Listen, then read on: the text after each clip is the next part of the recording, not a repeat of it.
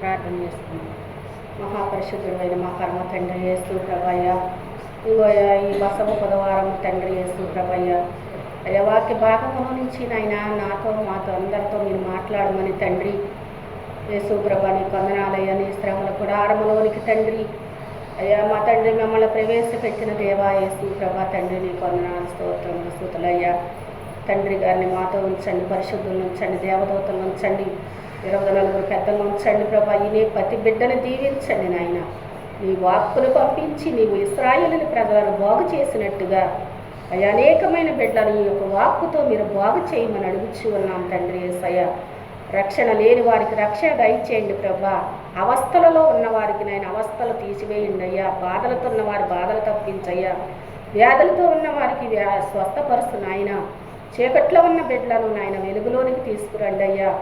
యేసు ప్రభా స్తోత్రముల స్తుతులు సమర్పిస్తూ సంతానం లేని బిడ్డలకు సంతాన దీవెన దయచేసి మీరే తోడై నడిపించమని శిలువనాథుడు అయిన యేసుక్రీస్తు నామమున అడుగుచున్నాను పరమ తండ్రి. మరణాత.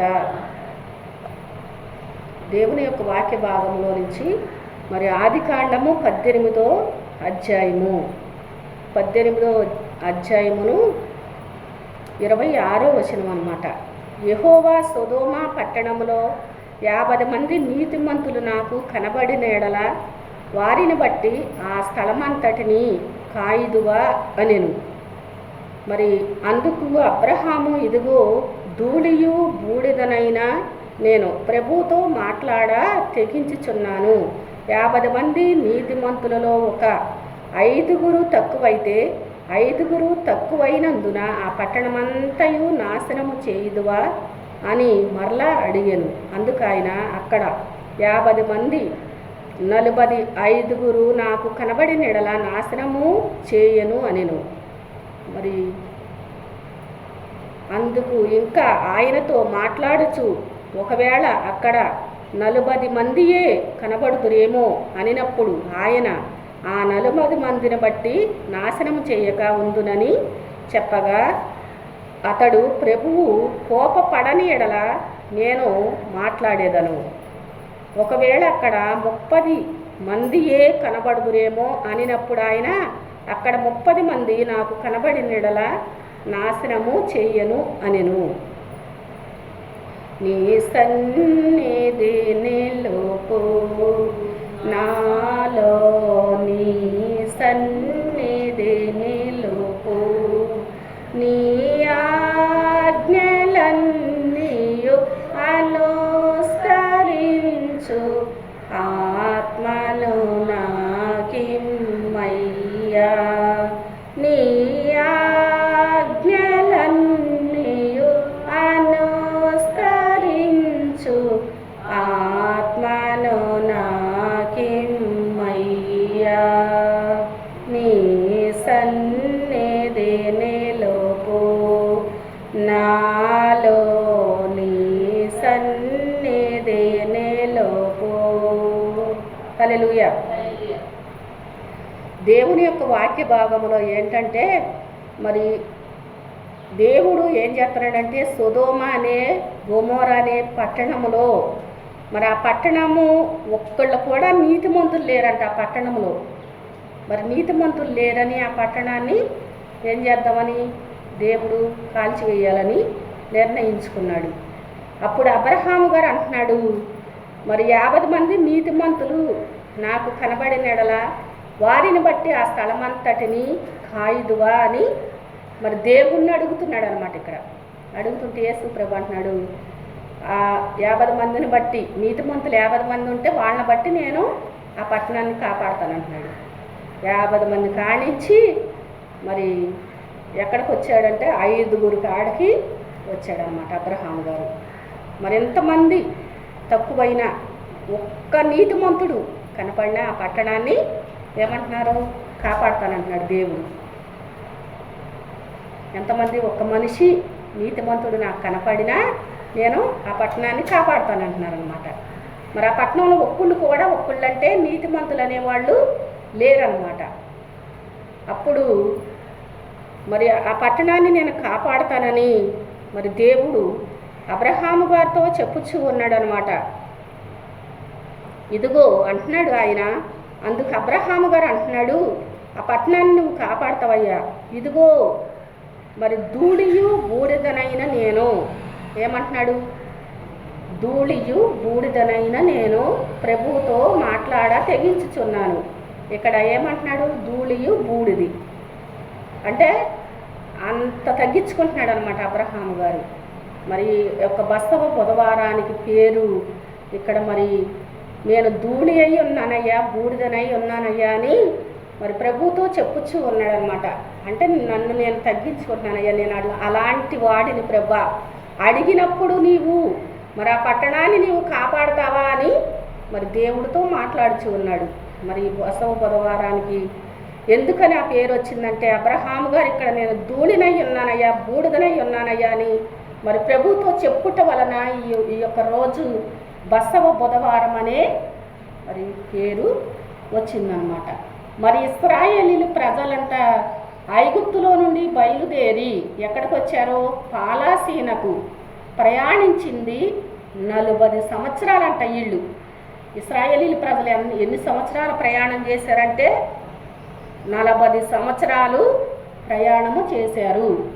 మరి మోషే సినాయి పర్వతం పైన దేవుని వైపు చూస్తూ, మరి ఎవరి వైపు చూశారంట? మోషే గారు దేవుని వైపు చూస్తూ దేవుని మాట ఇంటూ గడిపిన దినములో 40 దినములు అన్నమాట. ఎన్ని దినాలు గడిపాడు మోషే గారు? 40 దినములు.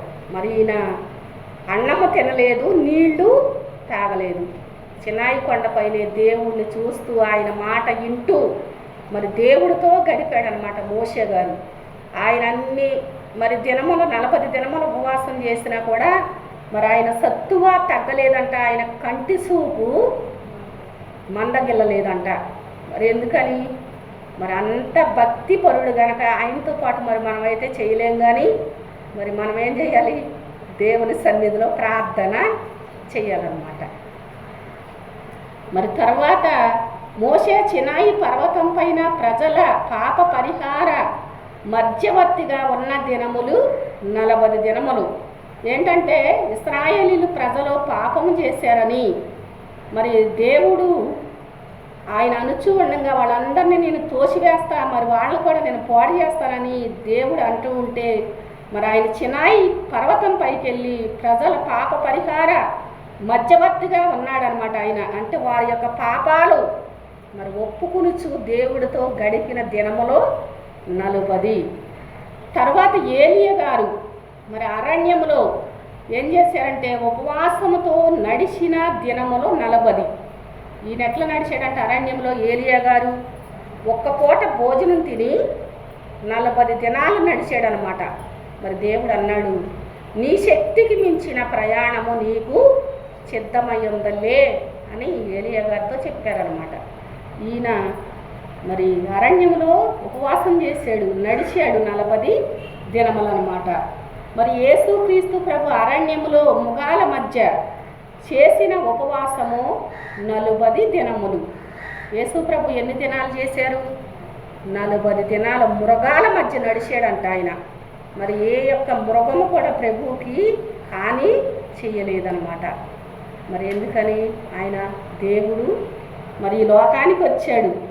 ఆయన మరి పునరుద్ధానములో నుండి ఆరోహణం వరకు ధ్యానము చేయు దినములు ఉపవాసము కాదనమాట. అంటే పునరుద్ధానము అప్పుడు ఆరోహణము వరకు మరి ధ్యానం చేసే దినములు ఉపవాసము కాదు. 40 దినములు పట్టిందనమాట. పునరుద్ధానము నుండి ఆరోహణము అయ్యే వరకు మరి 40 దినములు చేశాడు. కానీ ఆయన ఉపవాసము కాదనమాట. అప్పుడు మరి దేవుని యొక్క వాక్య భాగంలో నుంచి మరి మనందరం కూడా నేర్చుకోవాలి. ఈ ఉపవాస దినముల్లో ఆయన యొక్క ఎక్కడికి రావాలి? మనం చిలువ యొద్దకు రావాలి. ఆయన చిలువను చూస్తూ మరి మోషే గారు ఎవరిని చూశాడు? దేవుణ్ణి చూస్తూ ఉన్నాడు అనమాట. మరి మనం కూడా ఎవరిని చూడాలి? దేవుణ్ణి చూస్తూ ఆయన చిలువను చూస్తూ మనం ప్రార్థన మరి జరిగించి బిడ్డలుగా ఉండాలన్నమాట. చిలువ మీద ఉన్న ప్రభువుని చూచి దుఃఖిస్తూ ఉన్నాడు ఒక మనిషి. ఏమంటున్నాడు? సిలువమాను పైన ప్రభు ఉన్నాడు, ఆయన చూసి దుఃఖిస్తూ ఉన్నాడు. అయ్యా ప్రభువా ఎంత బాధ నీకు, ఎన్ని శ్రమలు, ఎంత భారము అంటున్నాడు అనమాట. ప్రభువుకి ఎన్ని బాధలు వచ్చినాయి నిజమే. మరి ఆయన మన మీద ఉన్న భారమంతా మరి ఆయన పైన వేసుకున్నాడు అనమాట.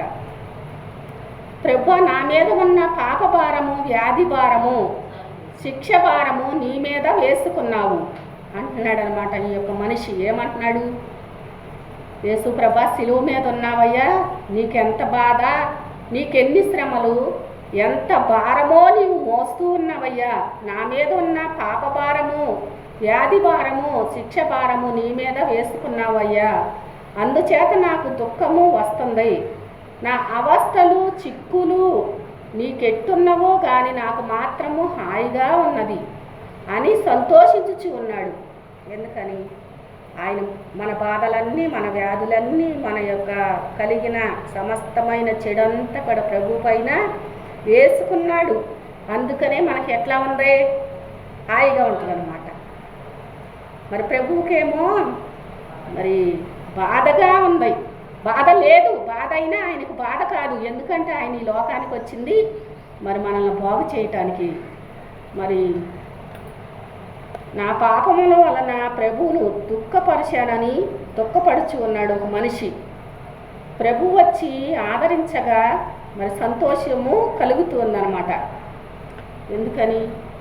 ప్రభువు నా యొక్క పాపాలన్నీ తీసివేశాడు కనుక నాకు ఎంతో సంతోషము, ఆదరణగా ఉందని ఆ మనిషి సంతోషిస్తూ ఉన్నాడు.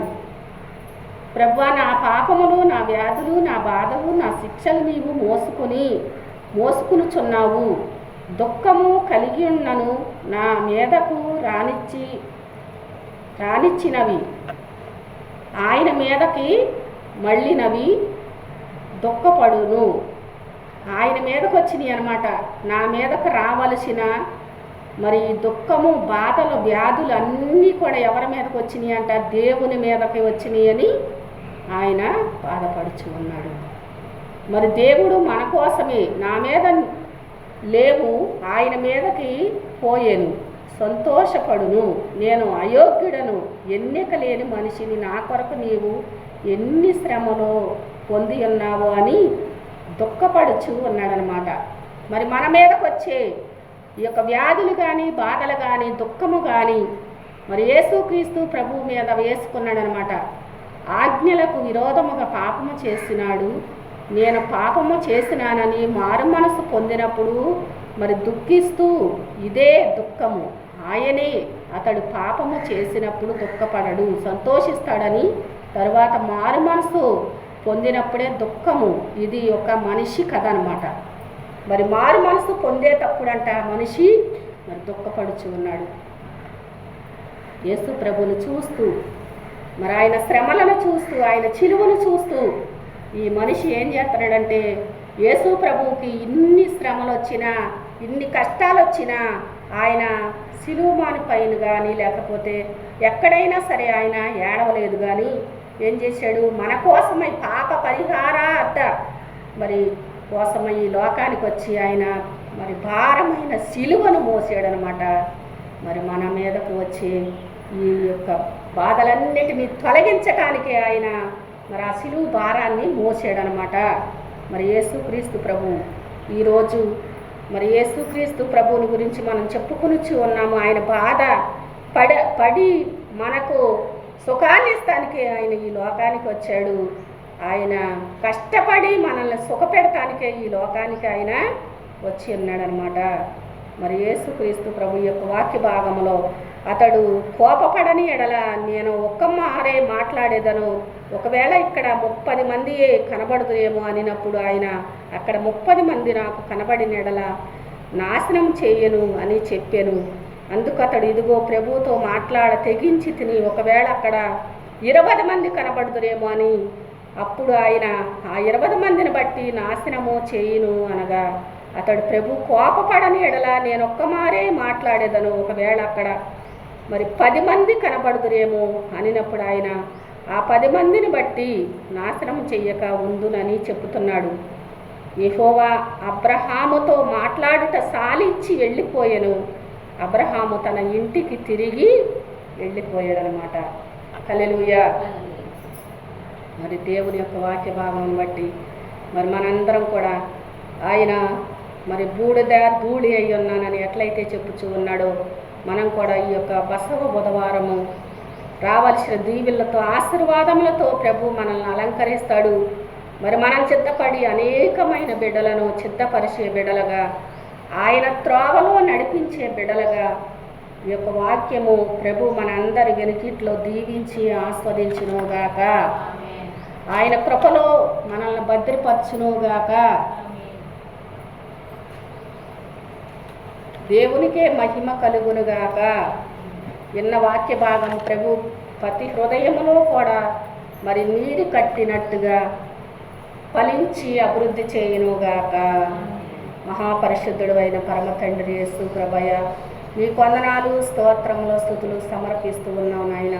గొప్ప దేవుడవు శక్తిమంతుడవు గనక నా తండ్రి కూడి ఉన్న మమ్మలను దీవించమని ఆస్వాదించి నీ రెక్కల నీళ్ళ భద్రపరచమని, ఇద్దరు ముగ్గురు ఎక్కడైతే ఉంటారో వాళ్ళ మధ్యలో నేను ఉంటానన్న తండ్రి, మీరే ఈ బసవ బుధవారము తండ్రి మమ్మల్ని జ్ఞాపకం తెచ్చుకుని యేసు ప్రభువయ్య పరిశుద్ధుడవు నీవు పరమ తండ్రివి పరమ వైద్యుడవు కనుక నీ సహాయముతో యేసు ప్రభువయ్య తండ్రి నాయన మమ్మల్ని నడిపించమని తండ్రి గారిని పరిశుద్ధుల్ని దేవదూతల్ని 24 పెద్దల మాతో ఉంచమని ఈ ప్రార్థన పరలోక రాజ్యం చేర్చుకుని పరలోకపు దీవెన ఆశీర్వాదం అందించి నీ కృప మాకు తోడయ్యించమని మా కోసం ఈ లోకానికి వచ్చి ప్రాణం అర్పించిన శిలువనాథుడు అయిన యేసుక్రీస్తు నామమున అడుగుచున్నాను పరమ తండ్రి. ఆమేన్. మరణాత.